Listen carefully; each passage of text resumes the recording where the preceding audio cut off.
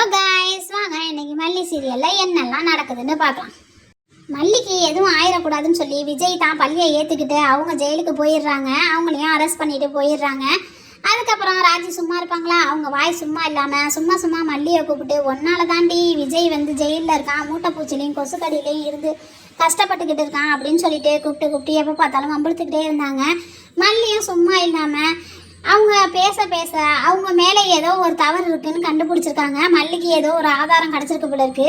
அதுக்கு மல்லியும் சவால் விடுறாங்க. இதில் என் வீட்டுக்காரை நான் எப்படியும் காப்பாற்றி ஆவேன், இதில் யார் சம்மந்தப்பட்டிருக்காங்களோ அவங்களெல்லாம் நான் சும்மா விட மாட்டேன், உண்மை மட்டும் தெரிய வரட்டும், அதுக்கப்புறம் அவங்களுக்கு இருக்குது, எப்படி இருந்தாலும் அவங்கள ஜெயிலில் அரெஸ்ட் பண்ண வச்சுட்டு என் புருஷனை கண்டிப்பாக காப்பாற்றி நான் வெளியில் கூட்டிகிட்டு வருவேன் அப்படின்னு சொல்லி மல்லியும் சவால் விடுறாங்க.